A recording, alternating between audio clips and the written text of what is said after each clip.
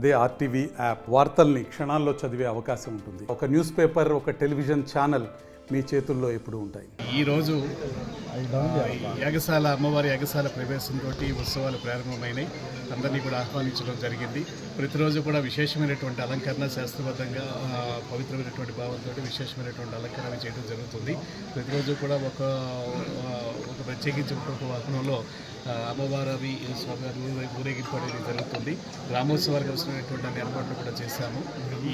ఇది శక్తిపీఠం కావడం వలన శ్రీశైల క్షేత్రం అనేది దేశంలోనే ఒక ప్రముఖ శైవ క్షేత్రం.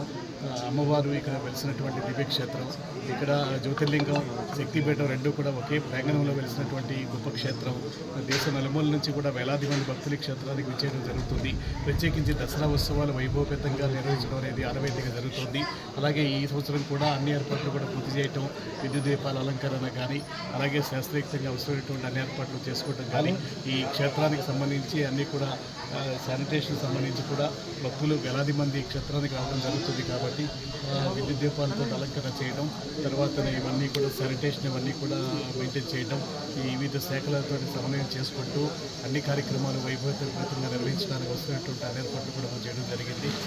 తర్వాత ఈ రోజు నుంచి కూడా ప్రతిరోజు జరిగేటటువంటి అన్ని కార్యక్రమాల్లో భక్తులందరూ కూడా పార్టిసిపేట్ చేసి స్వామి అమ్మవారి యొక్క కృపాకటాక్షాలకు పాత్రలు కావాలని చెప్పేసి కోరుకుంటున్నాము.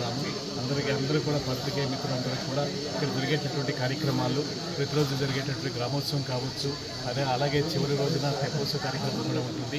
అలాగే 11వ తారీఖున రాష్ట్ర ప్రభుత్వం తరపున పట్టు వస్త్రాల సమర్పణ కార్యక్రమం కూడా ఉంటుంది.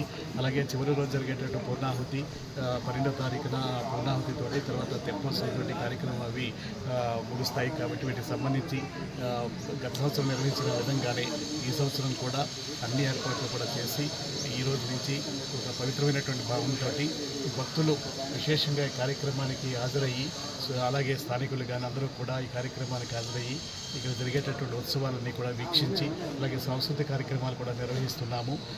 అవన్నీ కూడా వీక్షించి స్వామి అమ్మవారి యొక్క కృపాకటాక్షాలకి పాత్రలు కావాలని చెప్పేసి మనస్ఫూర్తిగా కోరుకుంటున్నాము. మరిన్ని వీడియోస్ కోసం ఛానల్ ని సబ్స్క్రైబ్ చేయండి. లేటెస్ట్ అప్డేట్స్ కోసం వాట్సాప్ ఛానల్ ని ఫాలో చేయండి. అండ్ లింక్ డిస్క్రిప్షన్ లో ఉంది.